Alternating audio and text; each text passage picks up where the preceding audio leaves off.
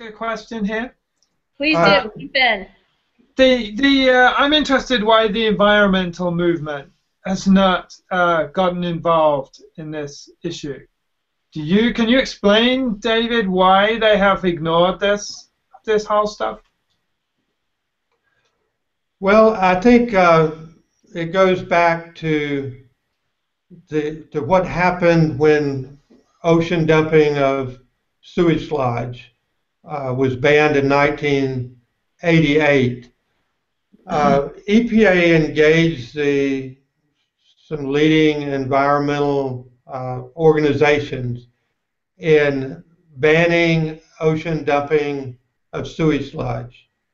So some of our biggest organizations, environmental organizations, had their hands in banning it in the ocean. And so when there was actually a court order that ordered the EPA to come up with a sludge rule so that we would have something to do with this sludge. So this is just my personal opinion, but I have seen it in action that our big environmental organizations, our national organizations, have been hesitant to take on an issue that really traces back to their roots. Why did they allow, in 1988 on to 1993, EPA to take what everybody agreed was causing human health problems and environmental problems in water in part per million levels and part per billion and below, and multiply that and apply it to land?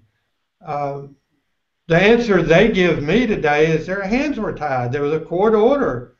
It wasn't their fault.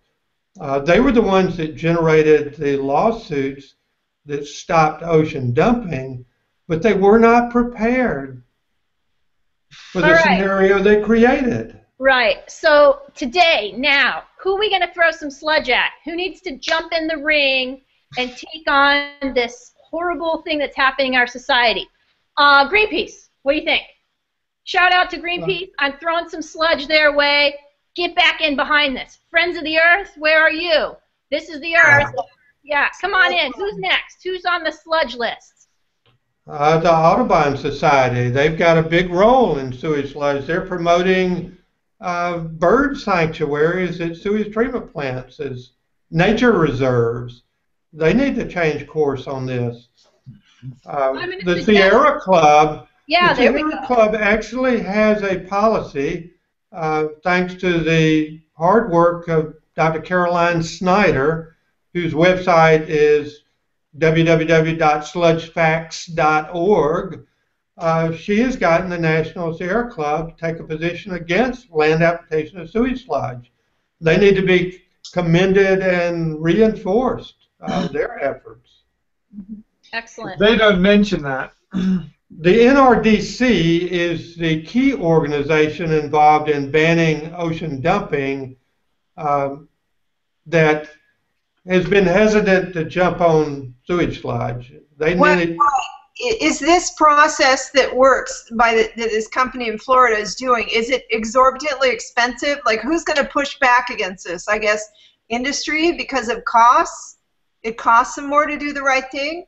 Who's going to push back? Is it terribly expensive? It sounds like the plant in Florida has it going on because they're processing the junk and that's creating the energy they need to run their factory and so on.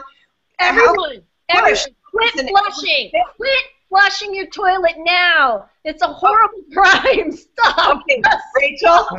Rachel, don't say that. We have the opposite problem in my house right now, and I'd appreciate you to undo all my training. Okay.